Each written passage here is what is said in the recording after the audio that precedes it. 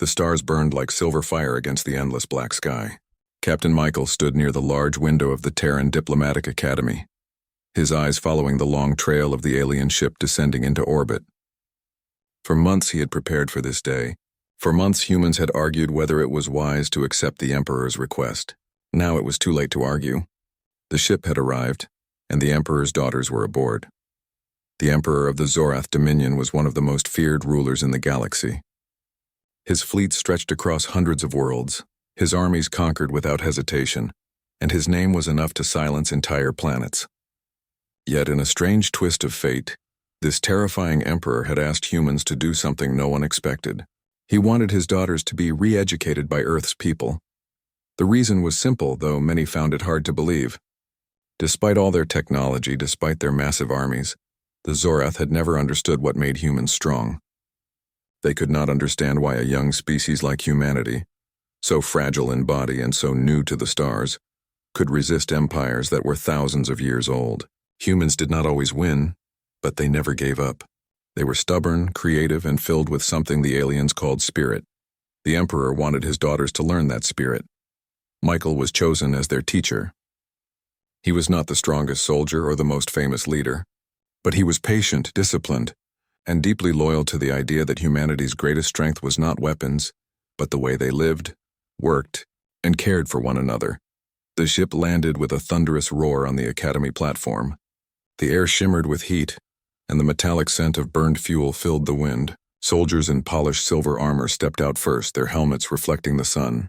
Then the daughters came. There were 3 of them. The eldest, Princess Lyra, walked with sharp confidence. Her golden eyes scanned everything with suspicion, as if she expected betrayal behind every corner. She carried herself like a soldier, her dark robes flowing like shadows around her armored frame. The second, Princess Lyra, was calmer. Her expression was thoughtful, her movements slow but graceful. She carried a small data slate, constantly recording details. She was clearly the thinker, the one who would watch and question everything before speaking. The youngest, Princess Nyra, seemed restless. Her steps were quick. Her eyes darted from one sight to another, and her curiosity was barely hidden behind her formal posture. She was younger than the other 2 by many years, and her energy stood out. Michael stepped forward and bowed. "Welcome to Earth, daughters of the Emperor. I'm Captain Michael. By your father's command, I will guide you during your stay." Lyra's eyes narrowed. "You are human," she said coldly. "So fragile, so soft. My father believes you can teach us something." "I do not see what." Michael did not argue.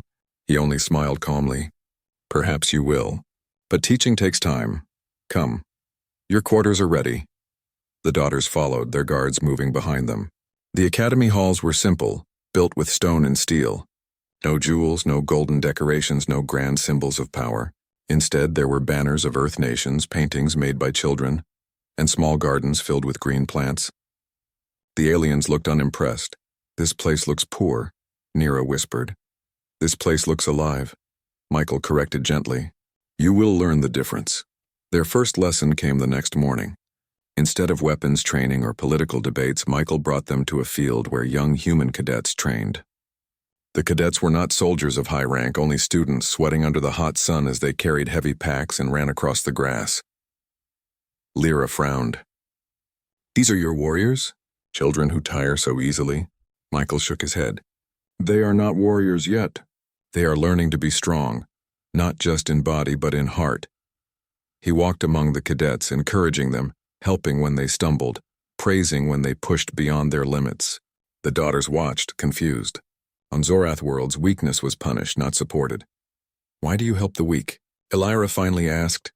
"Because one day the weak will be strong," Michael replied.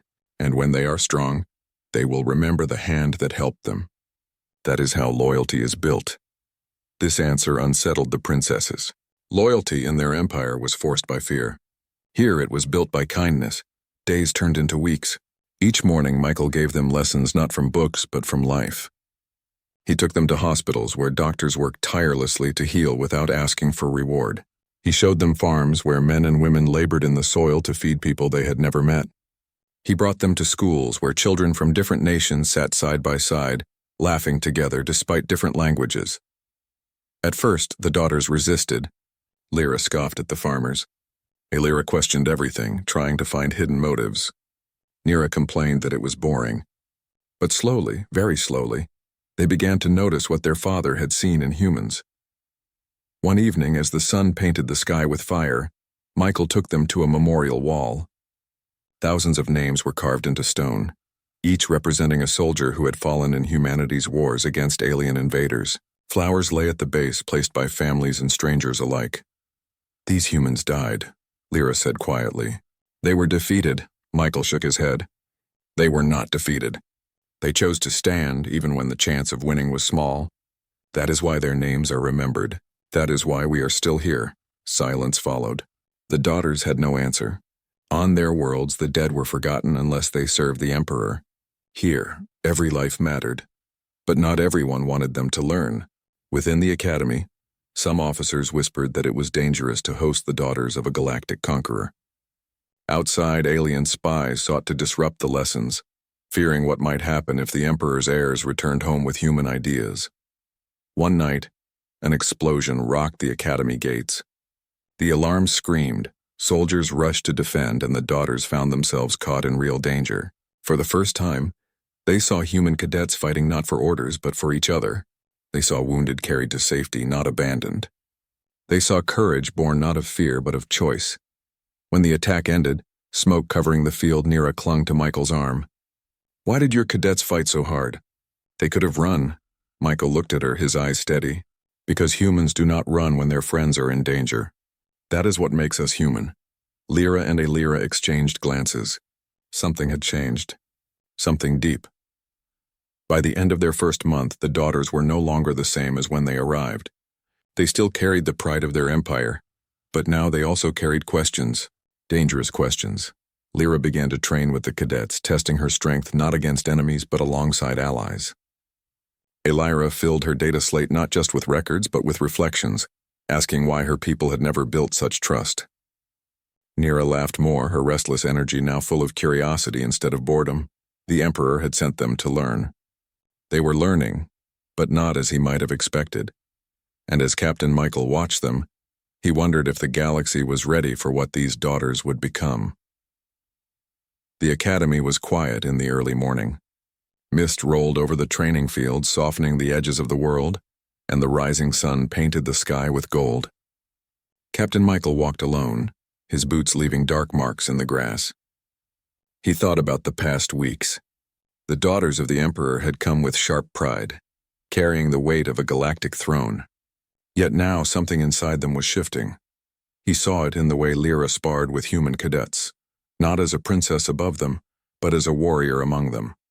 He saw it in Lyra, who no longer questioned every act of kindness with suspicion, but began to ask how such kindness might work on her people. And he saw it in Nira, who ran with the younger cadets and laughed as though she belonged. But change was dangerous. The daughters were being shaped by human values, and those values were unlike the rigid rule of the Zorath Empire. Michael knew the Emperor would not easily accept daughters who returned with different hearts. Still, he did not stop the lessons. He believed in humanity's strength, and he believed the galaxy needed to see it. The next lesson came in the form of a challenge. Michael led the daughters into the mountains, far from the academy walls. The journey was not easy. Sharp rocks cut into their boots, icy winds bit their skin, and the climb seemed endless. Their guards struggled, unused to such simple hardship. Yet Michael pressed forward, refusing to turn back. "Why do we climb this path?" Lyra demanded, her golden eyes burning with frustration. "Because strength is not born in comfort," Michael replied calmly. "It is born in struggle." Lyra's voice trembled in the cold. "On our worlds, machines carry us. No one climbs by themselves. It is a waste of time." "Is it a waste?" Michael asked. "To learn what your own body and will can achieve?" They continued. Hours passed. At one point, Nira slipped on the ice. A human cadet beside her reached out and caught her before she fell. She looked at him in surprise. "You saved me," she whispered. The cadet smiled, breathing hard. "We climbed together. Always together." By the time they reached the mountain peak, the daughters were exhausted. Their faces were red from the wind, their legs trembling. But when they looked out over the endless stretch of land below, glowing in the sunlight, their eyes widened. "It is beautiful," Elira said softly. Michael stood beside them. The climb was hard. You wanted to quit. But because you endured, you earned this view. That is the lesson. Nothing truly valuable is easy. For the first time, Lyra bowed her head, a spark of respect in her eyes. That night, as fires warmed the camp, the daughters sat with human cadets around the flames. The cadets shared food, laughter, and stories. One cadet spoke of his village, where neighbors came together to rebuild homes after a storm. Another spoke of his sister, who studied medicine to heal strangers on faraway colonies. The daughters listened closely. In the Zorath Empire, no one shared freely. Every act was measured, every gift demanded repayment. Here humans gave without expecting return. Why do your people do this? Nira asked the cadets. Why help others who are not family? The cadet shrugged. Because if we don't, who will? A stranger today can be a friend tomorrow. Nira was silent for a long time. These ideas were dangerous, but they stirred something deep in her. Weeks turned into another month. The daughters continued their lessons. Michael took them to towns where humans debated in open councils, each voice heard whether rich or poor. He showed them how soldiers trained not just to obey but to think, to question orders if those orders endangered lives.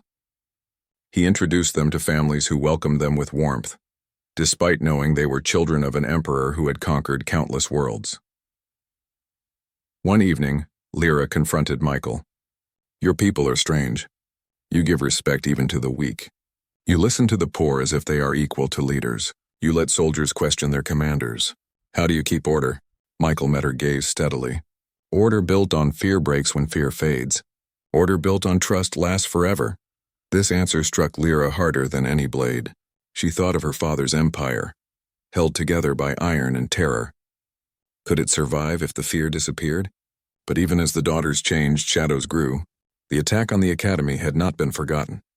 Human intelligence warned that more enemies watched, waiting to strike. Some feared the daughters themselves might one day betray humanity, returning to their father with secrets of Earth's defenses. One night, in a council chamber, human leaders argued. We cannot keep them here, one general said. They are dangerous. They are learning, Michael replied firmly. If they return with human values, the galaxy itself could change. Or, another leader warned, the Emperor could see our lessons as corruption. He could send his fleets to burn Earth in punishment. Michael did not deny the risk. But he also knew history was shaped by those willing to risk for something greater. Meanwhile, the daughters themselves began to argue among each other. Lyra felt torn between loyalty to her father and the strange respect she was growing for humans. Lyra questioned if her father's empire could survive such ideas. And Nira, youngest of all, openly declared one night, I wish our worlds were like this. I wish our people could live without fear. Lyra silenced her quickly, but the words lingered.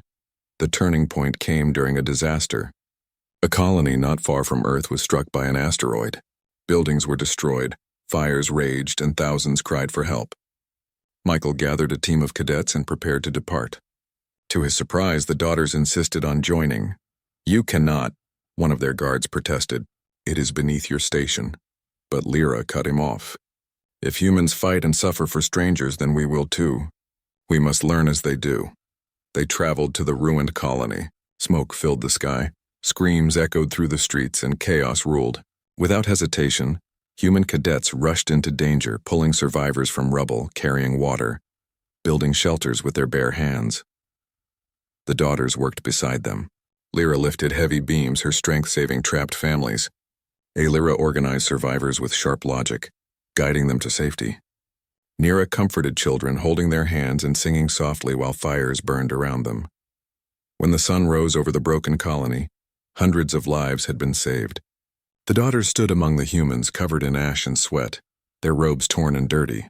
For the first time, they did not look like distant royalty. They looked like leaders of the people. That night, as they returned, Lyra spoke to Michael. Her voice was steady, but her eyes carried fire. You wanted us to learn. Now we have. My father rules with fear, but I have seen another way. I do not know what it will mean for us, for him, for our empire, but I cannot return unchanged. Michael nodded. That is the seed of leadership. Change begins in one heart before it spreads to many. Lyra said nothing, but her silence carried weight. Nira whispered softly, "When we return home, will our father see what we have seen, or will he hate us for it?" Michael looked to the stars. "That is a question only the future can answer. But whatever happens, you will not be the same daughters who arrived here. You will be more." The days that followed were filled with restless energy. The daughters continued their lessons, but now they carried themselves with new purpose. They were no longer just students. They were testing themselves, preparing for something greater. And in the distance, beyond human sensors, Zorath warships lingered in shadow. Spies whispered of unrest in the Emperor's court, of rivals waiting to see what his daughters would become. The galaxy was watching. Captain Michael knew part 1 of their education was over. The next part would not be about learning human values. It would be about choosing how to use them, and when the daughters chose, the galaxy itself might tremble. The academy felt different now. The halls that once echoed with the proud voices of the Emperor's daughters were filled with quiet determination. Weeks of learning, training, and living among humans had changed them. The princesses no longer carried themselves only as heirs of a vast empire. They carried themselves as students of a new way of life, touched by values their father's empire had never taught them. But change never went unnoticed. One morning, as the sun rose above the academy towers, a messenger ship from the Zorath Dominion cut through the sky like a blade. Its hull was black, its banners burning with the crimson sigil of the Emperor. The moment it appeared, human officers grew tense. Everyone knew what this ship meant. The Emperor had sent a summons. In the council chamber, the daughters stood before a shimmering hologram. Their father's figure towered above them, cloaked in dark robes, his eyes like cold fire. His presence was enough to silence the room. Even the guards shifted uneasily. "My daughters," the Emperor's voice thundered, "you have spent many weeks among the humans. I have allowed this experiment to test their so-called strength of spirit. Now I command you to return." Lyra bowed her head, her face unreadable. "Yes, father, but we are not the same as when we left." The Emperor's gaze sharpened. "Explain." Lyra stepped forward. Her voice was calm but firm. "We have seen things, father. We have seen loyalty built not by fear but by trust. We have seen courage born not of command but of choice. Humans fight for one another, not only for rulers. This strength is different. It is real." The Emperor's expression darkened. "Do you suggest the Dominion is weak?" Silence filled the chamber. The daughters exchanged nervous glances. At last Nira spoke, her voice trembling yet brave. "We only say there may be more strength than fear alone. Perhaps we should learn from them." The Emperor's hand clenched. "Careful, child. Your words sound like rebellion." Captain Michael, standing nearby, spoke with controlled respect. "Your Majesty, they are not rebelling. They are learning. And that is what you asked of them." The Emperor's burning eyes turned toward Michael. For a long moment the chamber felt frozen. Then the Emperor said, "Very well. If they have learned, then they will prove it. I will send a test. If they succeed, I will know their lessons are of worth. If they fail, I will know the humans have poisoned them." With that, the hologram vanished. The test came quickly. A human colony on the border of Zorath space had been attacked by raiders. Ships unknown, banners unclaimed. But the Emperor demanded his daughters lead the mission to restore order. They were to command both human cadets and Zorath soldiers working together. "This is no simple test," Michael told them as they prepared. "Your father is watching. He will judge not only what you do, but how you do it. He wants to see if humanity has made you weak." Lyra straightened her shoulders. "Then we will show him that what we have learned makes us stronger." The journey to the colony was tense. The Zorath soldiers treated the humans with contempt, sneering at their small size and weaker bodies. The humans, in turn, distrusted the Zorath, whispering that they might betray them at any moment. Commanding them together was like trying to bind fire and water. The daughters divided their roles. Lyra took charge of battle plans, her warrior's spirit sharp and disciplined. Lyra handled organization, speaking to both sides with calm authority, reminding them of the mission's importance. Nira moved among the soldiers, speaking kindly, sharing food, and softening tension with her natural warmth. Still, cracks remained. On the eve of battle, 2 soldiers, one human, one Zorath, came close to fighting. Lyra stepped between them, her voice like steel. "Enough," she said. "On the field we will bleed together or we will die divided. Choose now. The soldiers looked at her, saw the fire in her golden eyes, and slowly lowered their fists. It was the first time either side obeyed without question. When they reached the colony, the situation was worse than expected. Fires burned in the streets, families hid in ruins. Raiders prowled with stolen weapons, striking like wolves. The daughters stood at the edge of the chaos, the fate of the colony resting in their hands. "This is our moment," Lyra said, drawing her blade, not as daughters of the Emperor, not as students of humanity, but as leaders. The battle began. Lyra led from the front, charging into the fray with fearless strength. Her voice carried over the field, commanding soldiers with authority that cut through confusion. She fought not above them but among them, her courage igniting their spirits. Lyra directed from the command post, her calm voice steady in the storm. She moved troops like pieces on a board, anticipating enemy strikes and blocking them with precision. Where others saw chaos, she saw patterns, and her mind turned disaster into strategy.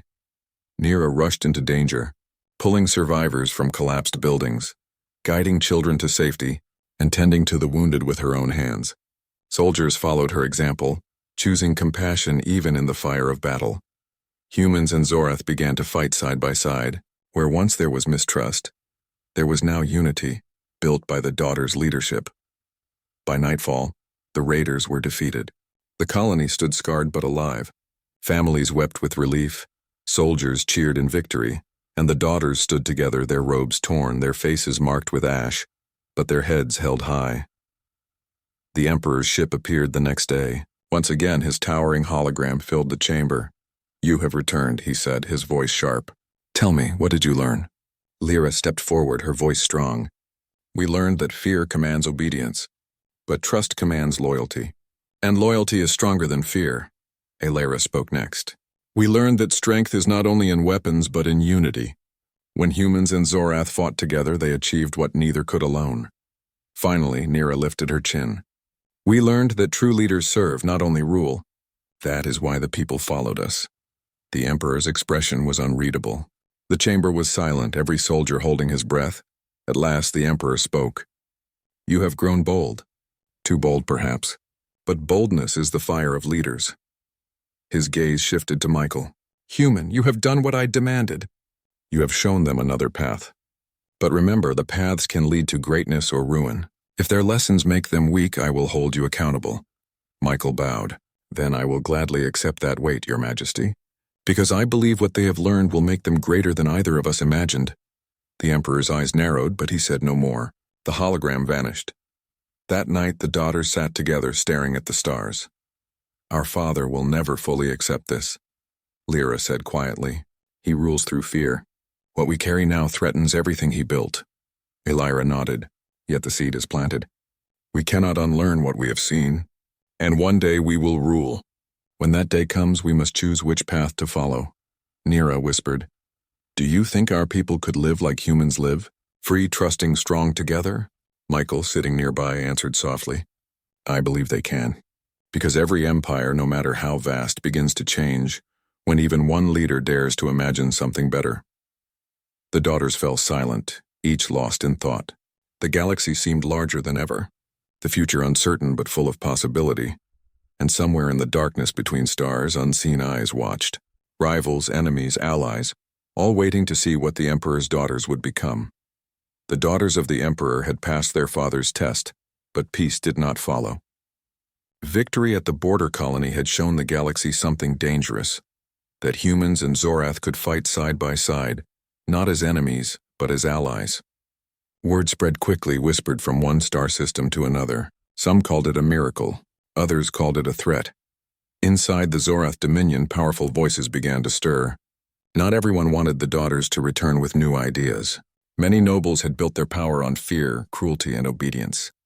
If the Emperor's heirs began to speak of trust and unity, the old order would crumble. One such voice was Lord Varric, a warlord who commanded fleets of his own. He stood in his palace of steel, his eyes narrowing as he read reports of the daughters' actions. "They fight among humans," he said bitterly to his council. "They praise weakness as though it is strength. If they bring this poison home, the Dominion will fracture." His advisors bowed. "Then, my lord, we must act before it is too late." Varric's lips curved into a thin smile. "Yes, If the Emperor is blind, then it will fall to me to protect the Dominion. The daughters must not return to the throne as they are. Back on Earth, Captain Michael sensed the danger before any messenger confirmed it. He watched the daughters train in the academy courtyard. Lyra sparred with human cadets, her strikes sharp but her discipline even sharper. Lyra studied political texts, her mind sharpening like a blade of logic. Nira played with children in the gardens, her laughter echoing through the air. Michael knew they were changing quickly, becoming not just students but leaders in their own right. And leaders always drew enemies. One evening, a human intelligence officer approached him. "Captain, we intercepted communications.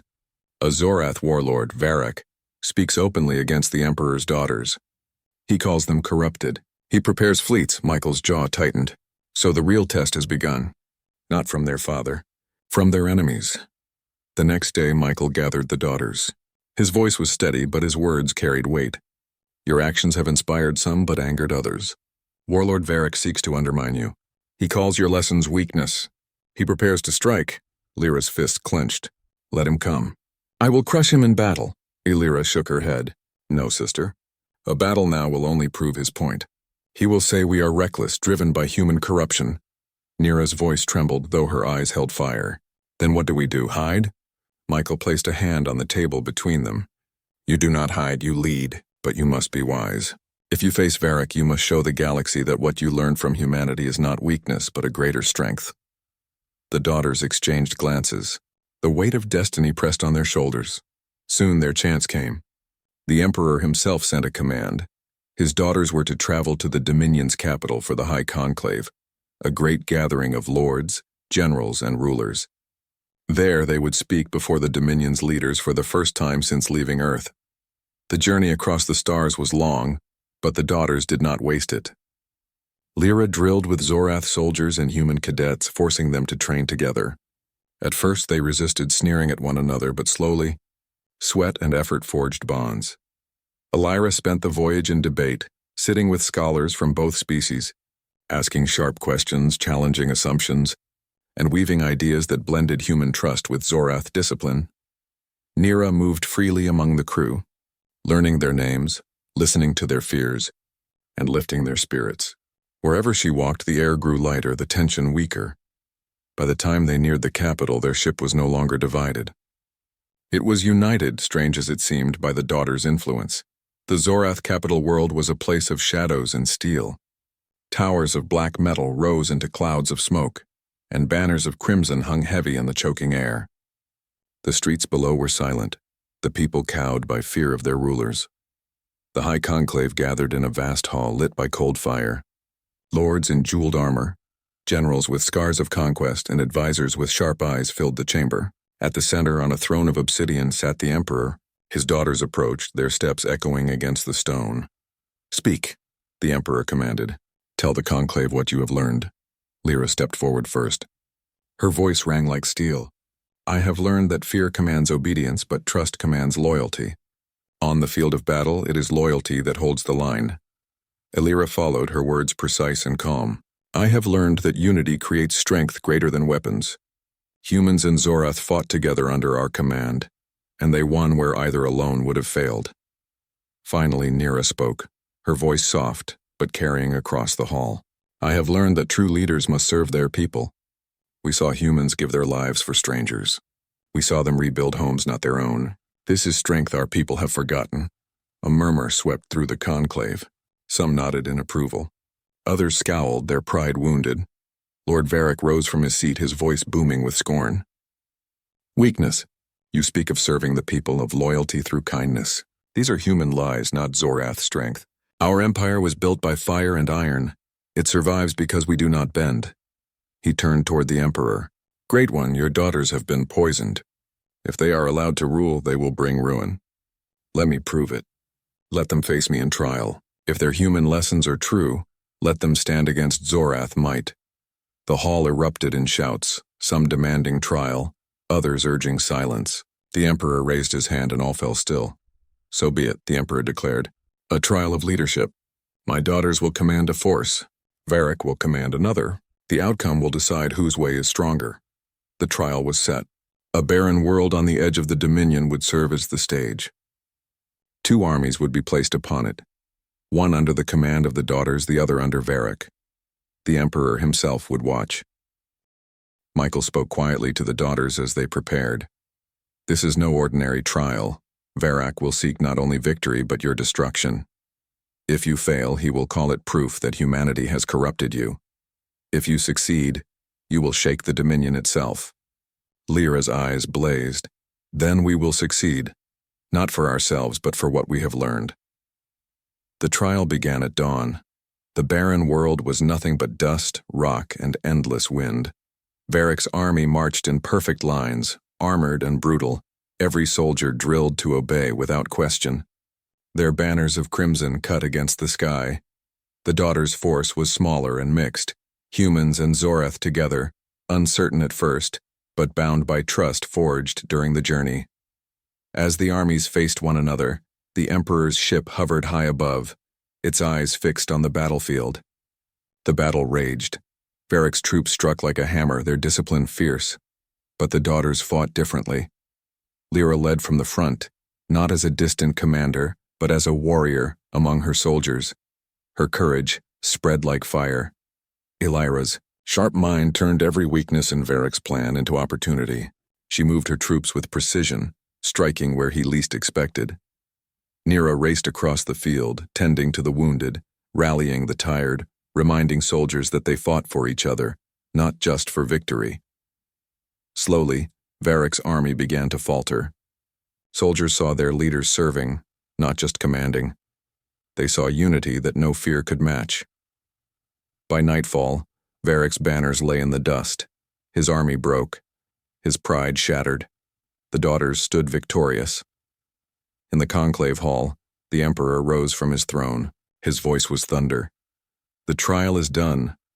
My daughters have proven their strength. Their path is not weakness, but a strength the Dominion has forgotten. Let all who doubted remember this day. Lord Varric bowed his head in defeat, but his eyes still burned with hate. The shadows of rebellion had not vanished. They only waited. But for now the daughters had triumphed, and the galaxy had seen. That night, as the daughters sat together under the strange stars of the capital, Michael stood with them. You proved yourselves, he said. But remember, victory is only the beginning. What you carry now is not just survival, it is the hope of change. Lyra's eyes were fierce, Elira's thoughtful, Nera's bright with quiet determination. We will not turn back, Lyra said firmly. And in the silence that followed, they all knew the path ahead would shake empires. The Emperor sent me. His daughters for re-education, they returned as leaders. It will be 1,400 words, in simple English, third person, and fully clean. Part 5, The Emperor's Choice. The barren world had fallen silent after the trial. Dust still drifted across the battlefield, but the echoes of steel and fire were gone.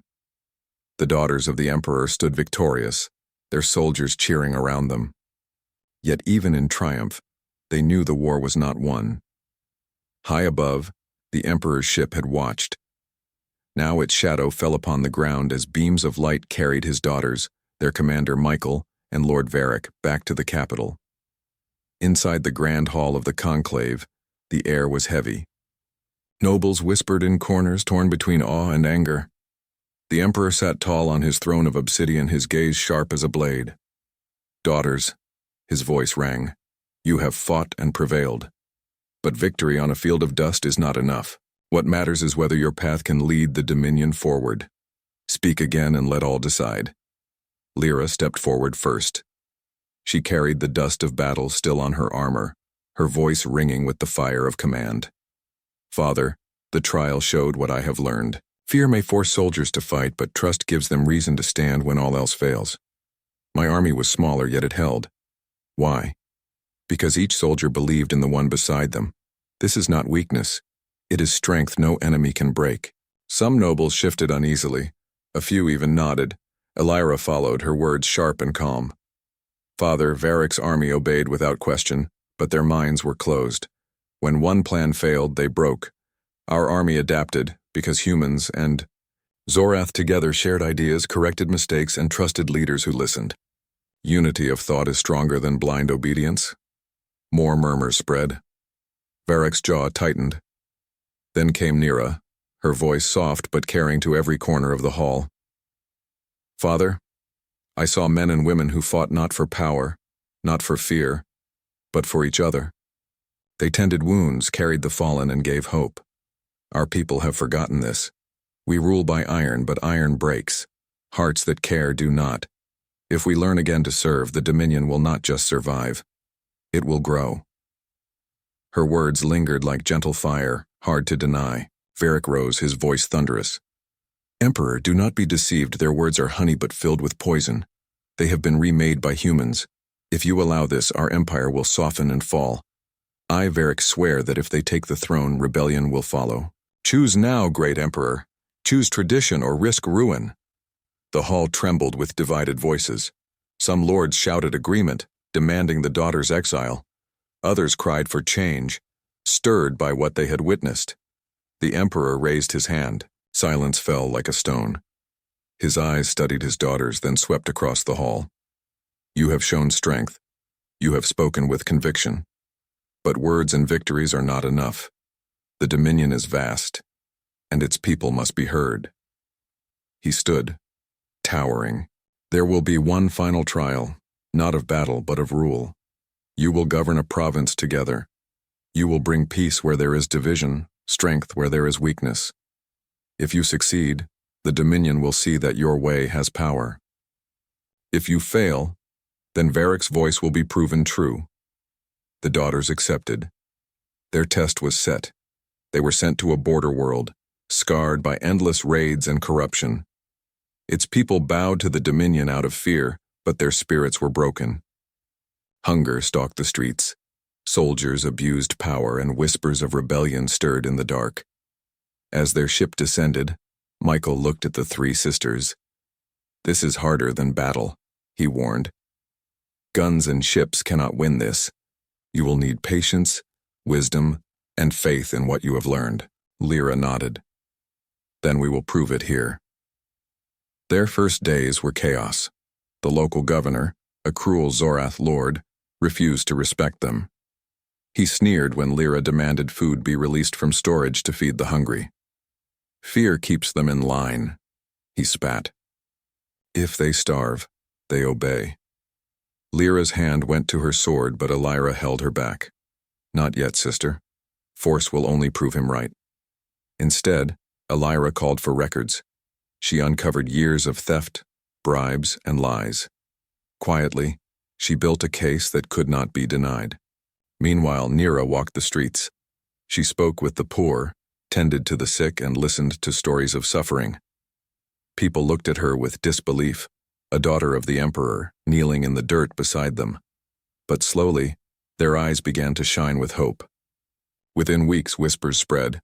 Soldiers loyal to cruelty found themselves challenged by those loyal to the daughters. Food reached the starving. Laws were enforced fairly. When the governor tried to rally troops against them, he found his own soldiers unwilling to follow. Lyra arrested him, but not with violence.